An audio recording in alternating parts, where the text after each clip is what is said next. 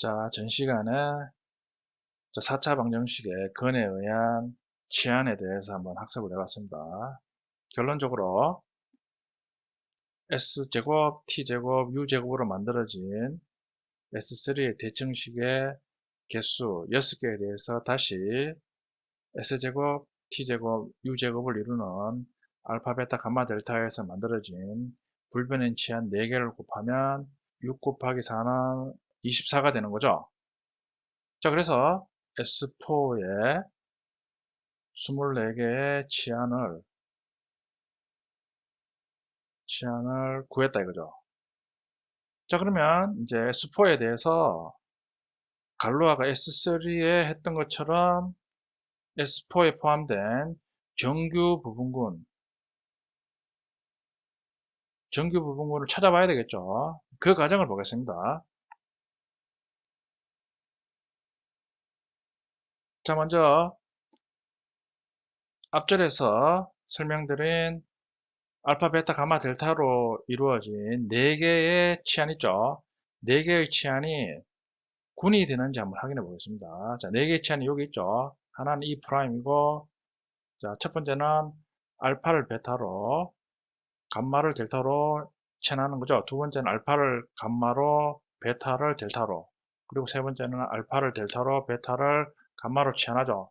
자, 요걸 숫자로 표기하면, 자, 알파, 베타, 감마, 델타를 차례대로 1, 2, 3, 4로 쓰면 두 개씩만 치환이 되죠. 그러니까 첫 번째는 1, 2, 3, 4겠죠.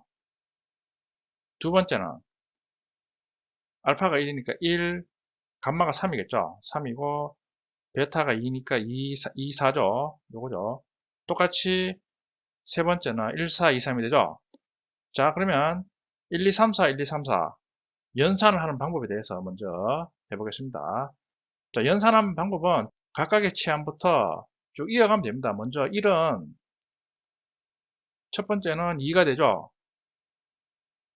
두 번째 치안에서 3, 4에서는 없죠. 그러니까 건너뛰고 세 번째 1, 2는 세 번째 1, 2에서는 2가 1로 가는 거죠. 다시. 네 번째는 없죠. 그러니까 최종적으로 1이다 이거죠. 자, 이런 식으로 2는 첫 번째 치안에서 1로 가죠. 두 번째는 없고 세 번째는 다시 1이 2로 가는 거죠. 네 번째는 없죠. 그러니까 최종적으로 2가 되는 거죠. 3은 첫 번째는 없고 두 번째는 3에서 4가 되는 거죠. 그리고 세 번째는 없고 4로 가는 거죠. 네 번째는 4가 3이 되는 거죠. 4는 첫 번째는 없고 두 번째는 3이 되고 그리고 세 번째는 없죠. 네 번째는 3이 4가 되는 거죠.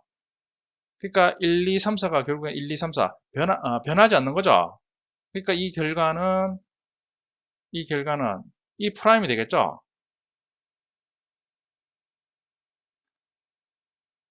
자, 이번에는 다른 치안끼리의 이제 연산이죠. 보면 1, 2, 3, 4하고 1, 3, 2, 4. 방법은 똑같습니다. 1은 첫 번째는 2로 가고 두 번째는 없고 세 번째도 없고 네 번째는 2에서 4로 가죠. 2는 첫 번째는 1이고 두 번째는 없고 세 번째는 3으로 가죠. 3으로 가고 네 번째는 없죠. 3은 첫 번째는 없고 두 번째는 4로 가죠. 세 번째도 없죠. 네 번째는 4가 2로 가죠. 4는 첫 번째는 없고 두 번째는 3이고 세 번째는 1이겠죠. 네 번째는 없죠. 그러니까 1, 2, 3, 4가 4, 3, 2, 1로 가죠. 보면 1은 4로 가죠. 1은 이제 하는 방법이 1은 4로 가죠. 1은 4로 가죠. 그러면 4부터 그럼 4니까 4에서는 1로 가죠. 1, 4, 4, 1이죠. 그러니까 이런 식으로 1, 4가 하나로 묶고 그러면 2는 3으로 가고 3은 2로 가고 2, 3. 그러니까 보면 1, 4, 2, 3이 되는 거죠. 자, 이런 식으로 한다 이거죠. 한 번만 더 해보면 자, 이번에는 1, 3, 2, 4고 1, 2, 3, 4. 1은 3이고 지나가죠. 없죠. 3은 4다 이거죠. 2는 없죠. 2는 4고 없고 4는 3이고 3은 1이고 없죠. 1은 2고 없죠. 그러니까 2다 이거죠. 4는 없죠. 4는 2고 2는 다시 1이고 1은 없죠. 그러니까 1, 4, 2, 3, 3이 4, 1이죠. 보면 1부터 해보면 1, 1은 4죠.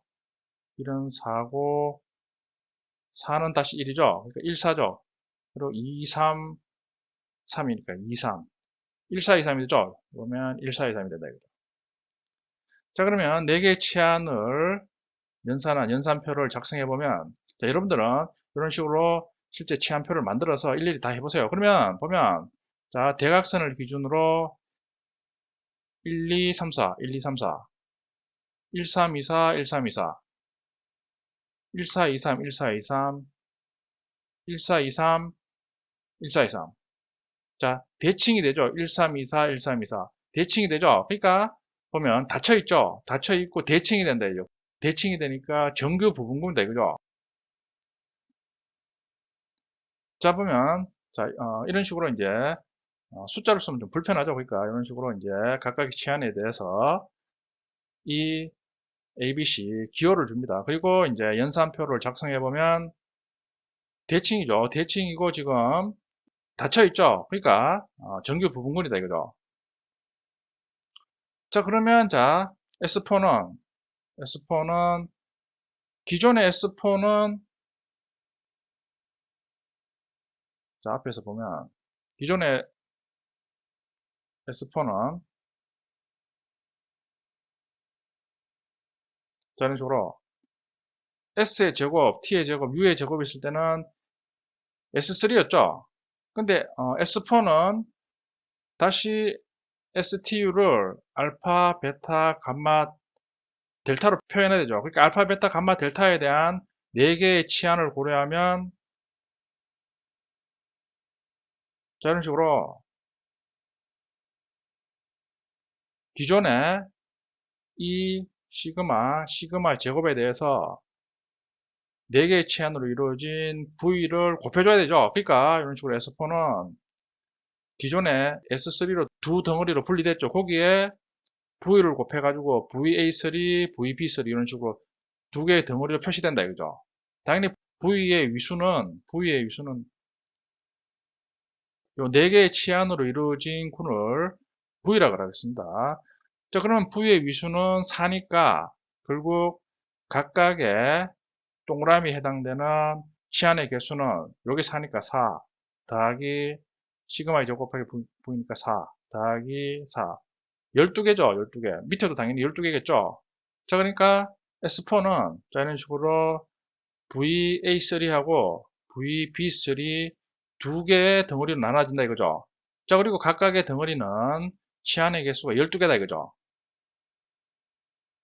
자, 그러면 S4에 대해서 이제 첫 번째 정규 부분군을 찾아야 되겠죠. 자, 그게 VA3다 이거죠.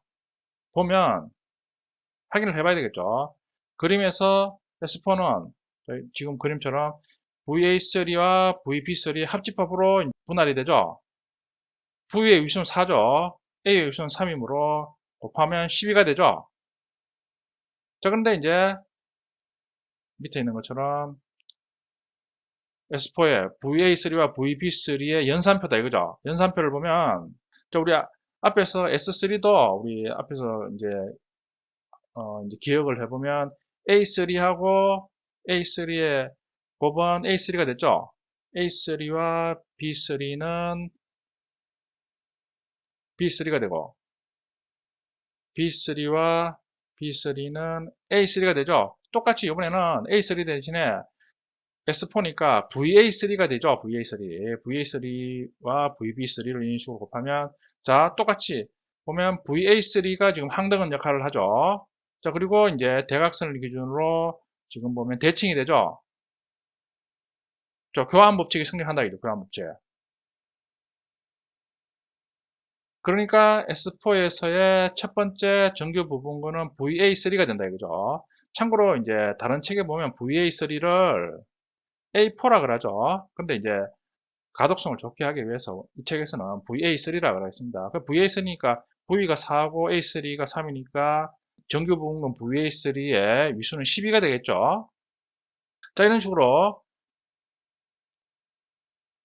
S4의 첫 번째 정규 부분군 VA3를 구했습니다. 자, 그러면 이제 잉여군은 보면 잉여군의 위수가 VA3, VB3니까 잉여군의 위수는 2겠죠. 그러니까 우리가 앞에서 4차 방정식을 풀 때 보조 방정식의 차수가 2, 3, 2가 되어야 되겠죠. 그러니까 지금 보면 첫 번째 정규 부분군 VA3에 의한 잉여군의 위수의 개수가 2죠. 맞아 들어가죠.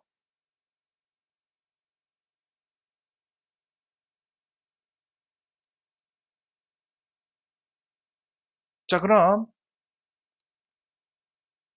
밑으로 올 수가처럼 정규 부분군 안에 또 다른 정규 부분군을 찾아봐야 되겠죠. 그러니까 정규 부분군이 VA3니까 VA3 안에 있는 또 다른 정규 부분군이 뭔가 그걸 찾아봐야 봐야 되겠죠. 그러니까 VA3를 분석해 봐야 되겠죠.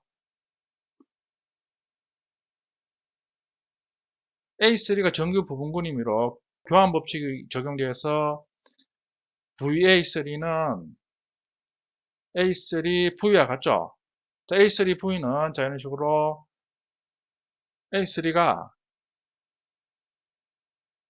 이 시그마의 제곱이죠. 그걸 V하고 곱하면 결국 E하고 V하고 곱하면 건 V겠죠. V와 시그마 V의 제곱이겠죠. 자, 그걸 자, 이런 식으로 연산표를 만들었다 이거죠. 표 8-6에 보면 시그마 V 제곱에 대해서 각각을 연산을 하면 자, 이런 식으로 지금 대각선을 기준으로 이런 식으로 대칭이 되죠. 자, 똑같이 VA3 군에 대해서 V가 지금 항등은 역할을 하고 지금 대칭이 된다 이거죠. 그러니까 V가 VA3에 대해서 정규 부분군이 된다 이거죠. 요 실제 계산 과정은 그 연습 문제에 있으니까 여러분들이 한번 연습 문제를 참고해서 요 식이 되는지 한번 확인해 보세요. 결론은 V는 A3V의 정규 부분군이다 이거죠. 그러니까 보면 이제 부분군의 관계가 S4에 대해서 VA3가 부분군이고 다시 VA3에 대해서 V가 부분군이다 이거죠. 자, 그러면 다시 이제 V에 대해서 분석을 해봐야 되겠죠. 보면 V에 대한 이제 연산표죠. 보면 딱 보면 이제 V에는 E하고 A가 저런 식으로 E하고 A, B하고 C가 있죠. 대칭이 되죠. 그러니까 V 안에는 E'하고 A로 이루어진 군이 정규 부분군이 된다 이거죠. V는 다시 1'과 1, 2, 3, 4, 즉 E'과 A를 정규 부분으로 가지는 거죠. 자, E'A를 N이라고 하면 V는 N과 BN으로 분할되는 거죠. 그리고 최종적으로 N은 다시 항등 치안으로 이루어진 군에서 두 개로 분할되죠. 정리를 해보면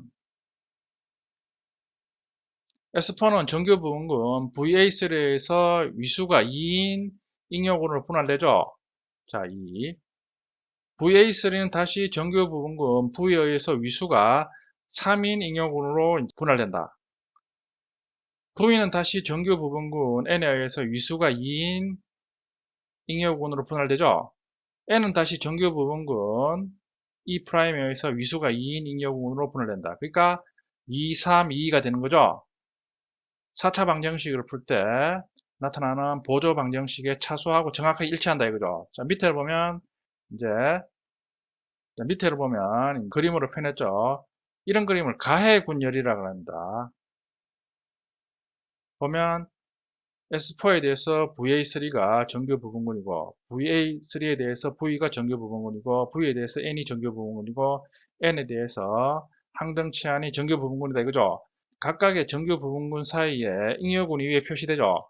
보면 첫 번째는 2, 두 번째는 3, 2, 2. 자, 이런 식으로 이제 갈루아가 예상했던 대로 4차 방정식에서도 정확하게 보조 방정식의 차수가 유도된다 이거죠. 자, 결론이다 이거죠. S4의 정규 부분군에서 만들어지는 잉여군의 유소의 순수가 2, 3, 2가 4차 방정식 풀이 과정에서 나오는 방정식의 차수와 정확하게 일치하고 있다 이거죠. 말씀드렸죠. 그리고 2, 3, 2의 위수를 곱하면 S4의 치안의 개수 정확하게 일치한다. 그렇죠. 24가 되는 거죠. S3와 S4의 잉여군의 위수가 바로 3차 방정식과 4차 방정식의 내부에 있는 보조 방정식의 차수와 같다니 이 얼마나 신기한 일인가. 그렇겠죠. 그러니까 갈루아는 자기가 갖고 있는 노력 끝에 규칙성을 찾았는데 그 규칙성이 방정식을 풀 때 나오는 보조 방정식의 차수와 정확하게 일치한다 이거죠. 그러면 이제 반대로 생각하면 우리가 어떤 고차 방정식에 해가 있느냐 없느냐를 알고 싶을 때는 굳이 근의 공식을 구하기 위해서 복잡한 계산 과정을 거칠 필요가 없다 이거죠. 예를 들어 오차 방정식 같은 경우에는 근을 일일이 구할 것이 아니라 오차 방정식의 근에 의해서 이루어지는 치안의 개수, 오차 방정식이니까 최대 5 팩토리얼겠죠. 5, 4, 3, 2, 1 하면 여기 있죠. 120개죠. 120개. 120개의 치안을 이루는 군에 대해서 이 군의 정규 부분군을 쭉 찾아 나가면 되는 거죠. 그렇죠. 그러면 예상하기에 오차 방정식에 근이 있다면 정규 부분군을 찾아서 잉여군의 위수를 쭉 조사해 보면 되겠죠. 자, 그러니까 이제 갈루아는 오차 방정식의 근을 찾는 방법을 완전히 관점을 다르게 해서 접근한다 이거죠. 결국 3차 방정식과 4차 방정식의 치안군에서 얻은 결론은 일반적인 방정식이 풀리기 위해서는 그 방정식이 가지는 치안군 내에 정규 부분군의 존재를 알아내는 것으로 기결된다 이거죠. 말씀드렸죠. 이 방법은 모든 차수의 방정식에 적용되는 방법이다. 드디어 오차 방정식의 고차 방정식을 다루는 방법을 알게 된 것이다. 그러니까 기존에는 오차 방정식 같은 고차 방정식에 대해서 손도 못 댔는데 지금은 이제 오차 방정식을 공략할 수 있는 방법을 알게 됐다 이거죠. 당연히 오차 방정식은 근이 5개이니 치안의 개수는 5팩토리얼 해서 120개가 된다. 그러면 120개의 치안을 조사하여 미트로시카 구조를 만드는 정규 부분군을 찾으면 될 것이다. 타르탈리아가 3차 방정식 해법을 발견했을 때처럼 모든 분야에서 영감을 받는 것은 논리를 초월한 신과의 소통이고 그 이유는 인간의 이성과 논리적 사고의 영역이다. 제가 앞에서 말씀드렸듯이 갈루아는 낙제생이었죠. 그 시대에 갈루아보다 더 열심히 공부하고 머리도 좋고 환경도 좋은 사람들이 많았죠. 그런 사람들도 당연히 갈루아처럼 고차 방정식 해법을 찾으려고 노력했겠죠. 근데 그런 사람들은 고차 방정식 해법을 찾지 못하고 낙제생인 갈루아가 이런 식으로 고차 방정식의 해법을 찾게 됐다 이거죠. 우리의 상식과는 맞지가 않는다 이거죠. 그러나 왜 갈루아가 고차 방정식 해법을 찾게 됐는가? 왜 갈루아가 이런 생각을 하게 됐는가는 아무도 모른다 이거죠. 제가 앞에서 말씀드렸듯이 이 현실을 창조한 시뮬레이터가 그 시대 그 상황에서 갈루아에게 그런 식으로 명령문을 주입했을지도 모른다 이거죠. 자, 그리고 난 다음에 이제 갈루아가 인류 최초로 고차 방정식의 해법을 알고 난 이후에는 인간들의 노력과 이성으로 갈루아가 얻은 그 아이디어를 형식화시키는 거죠. 그런 식으로 형식화시켜서 이제 우리가 배우는 게 현대 대수학이겠죠. 제가 동영상을 보니까 여기 보면 자 가해군열이 있죠. 가해군열이 있는데 각각의 가해군열에 대해서 정규 부분군을 이용해서 지금 잉여군의 위수를 구하고 있죠. 여기 보면 VA4가 아니죠. VA3죠. 자, 여기도 VA3가 돼야 되죠. 오타가 좀 있습니다.